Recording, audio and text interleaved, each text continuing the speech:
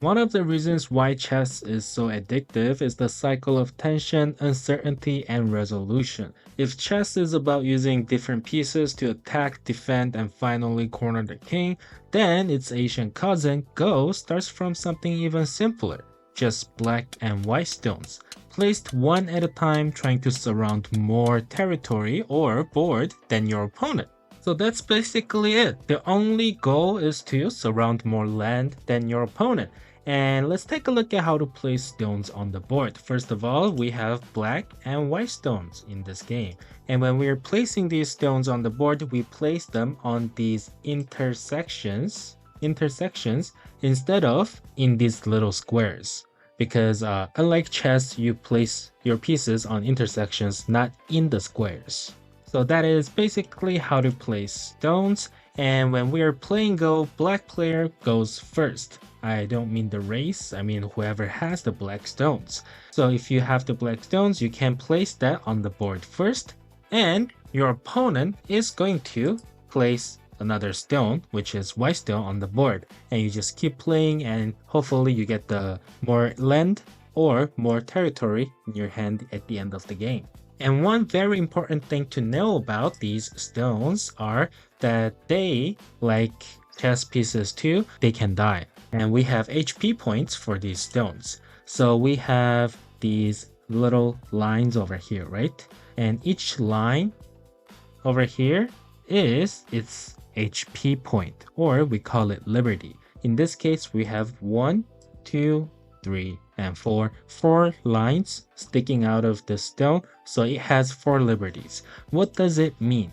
If we have 1, 2, 3, and 4 white stones like this, then this stone is captured or killed. So when white plays over here, now it's black's to play. If black plays something over here, then let's take a look at its liberty. Before it only had 1 liberty, but now we have extended its liberty to 3 liberties. So if your liberty is getting smaller and smaller, or your opponent is reducing your HP point, then you can just add more stones to make it stronger. Alright, let's take a look at the difference between placing a stone on the middle of the board, or on the side of the board, or on the corners of the board. So first of all, if you place a stone on the corner of the board, then you'll see that we don't have 2 lines over here. So immediately you lost half of your liberties. So in this case, you only have 1 and 2 liberties, which means white stone or white player can only use 2 stones to capture or kill this stone. And now let's take a look at what if you put a stone on the side of the board. I'm gonna give you a few seconds to try it out. 3 seconds. All right. 3, 1. All right, that's it. So in this case, we have 1 line missing. So we have 1, 2, and 3. 3 liberties for this stone. But if we place a stone in the middle of the board, then immediately it starts with 4 liberties. That's why when you're playing Go, you don't really want to place your stones on these first lines. And now let's take a look at this weird thing. How many liberties does these 2 stones have? I'm gonna give you 5 seconds to think about it. You can pause if you want to. 5, 4, 3, 2, 1. All right, let's see. We have 1, 2, 3, 4, 5, and 6. These diagonals, they don't count because we don't have lines, right? So if you combine 2 stones together, they will have 6 liberties, and they are considered as a group. Now, how about if we have 1 stone like this and another stone like this? Are these 2 stones considered as connected?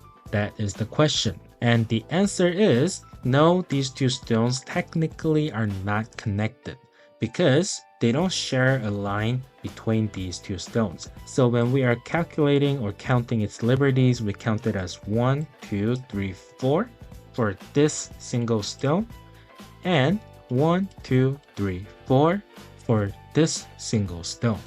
So they are not a group technically. As a homework, I'm gonna leave this shape And how many liberties does this group have? And that's gonna be our homework. And let's take a look at something very interesting. Okay, let's play a game against real player. And we are playing as black. Let's place a stone in the middle and see how it goes. So this white player is saying, I want this part of the territory. And I could say, no, I want this part as my territory. And white says, okay, can I get like some of your territory? And I could say, nope, you can go back. And this stone is Atari. And Atari, I forgot to explain. When a stone only has one liberty, we call it Atari. It's basically calling a check when you're playing playing chess. And we have a cutting point over here. And these fancy words, cutting points and Ataris, we're gonna learn in our next lesson. And basically, cutting point means white can cut over here. So, as someone who doesn't want to get cut, I want to fix this cutting point. And this looks like black has control of this right bottom corner of the board, and white has control of this whole left side of the board. And white says, I want to keep extending to get more territories over here. And as of now, we are basically like this. And I can extend and I say, I want more land. And if you look at this, black is in the middle of the board like this, and white is slightly off the middle. So if you think about it, of course, black is gonna get around at least one more line than white. So I have no complaint. I can just keep playing. And now you see, I have one more line over here than white over here. And I want even more. I can hane, making a turn like this. We call that hane. And again, we have a cutting point over here. We want to secure our cutting points. And it looks like we have a lot more territory than our opponent. Something like this. Each black square is our point or territory. And while playing this, I can just answer it.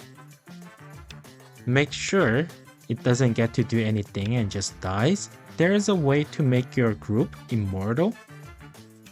But in this specific situation, that is not possible. Now I just want to make sure I get a full surround of this group. Now, if white doesn't play it, I'm just gonna play over here. White was trying to get into my area and I said no. And now I can say, can I go into your area? And white says no. And I go back and there is a double Atari, which we're gonna learn in the future too. And this thing, white says, can I come in? And black says no. And white resigned. And if you look at the result, black has all these territories and white has all these territories. And as of now, black has 32 points and white has 24 points and black wins. So this is basically how a simple game of Go would look like.